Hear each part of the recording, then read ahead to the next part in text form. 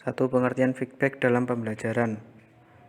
Feedback atau balikan dalam pembelajaran didefinisikan sebagai informasi yang dikomunikasikan kepada peserta didik yang bertujuan merubah pemikiran atau perilakunya untuk memperbaiki proses pembelajaran. Yang kedua, tipe-tipe umpan balik. 1. Komentar. 2. Klarifikasi. Ketiga, konfirmasi. Keempat, pengembangan konten. Kelima, refleks, konstruksi. Keenam, koreksi. Ketujuh, pro dan kontra. Kedelapan, komentar. Dan kesembilan, kriteria. Terus tentang remedial, fungsi remedial. Fungsi korektif ini berarti bahwa melalui pengajaran remedial dapat dilakukan pembatalan atau perbaikan terhadap hal yang dipandang belum memenuhi apa yang diharapkan dalam keseluruhan proses pembelajaran. Fungsi pemahaman dengan pengajaran remedial memungkinkan guru, siswa, atau pihak-pihak lainnya akan dapat memperoleh pemahaman yang lebih baik dan komprehensif mengenai pribadi siswa. Fungsi remedial.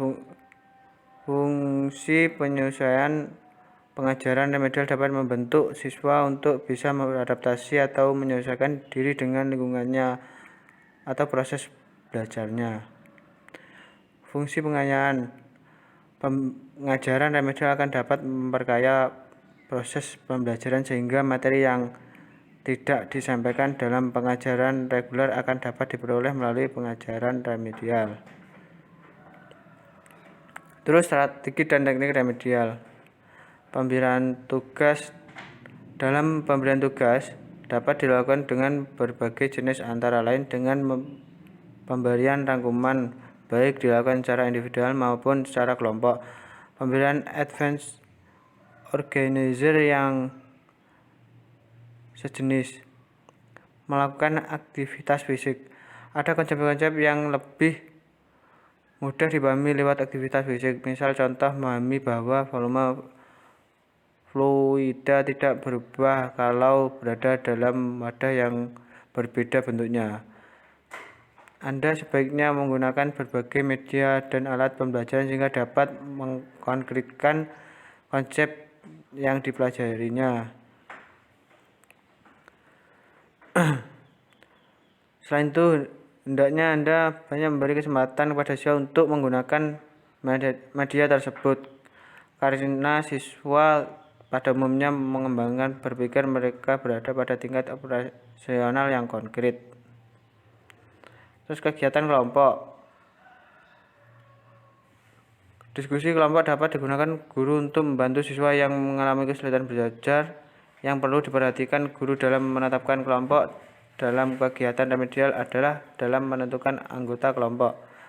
Kegiatan kelompok dapat efektif dalam membantu siswa jika di antara anggota kelompok ada siswa yang benar-benar menguasai materi dan mampu memberi penjelasan kepada siswa lainnya. Tutorial sebaya. Kegiatan tutorial dapat dipilih sebagai kegiatan remedial. Dalam kegiatan ini, seorang guru meminta bantuan kepada siswa yang lebih pandai untuk membantu siswa yang mengalami kesulitan belajar. Terus pengayaan. Pengertian pengayaan. Pengayaan adalah suatu kegiatan yang diberikan kepada siswa kelompok cepat agar mereka dapat mengembangkan potensinya secara optimal dengan memanfaatkan sisa waktu yang dimilikinya. Ada beberapa kegiatan yang dapat dirancang dan dilaksanakan oleh guru dalam kaitannya dengan pengayaan. Tutor sebaya. Selain efektif dalam kegiatan remedial, tutor sebaya juga efektif digunakan dalam kegiatan pengayaan.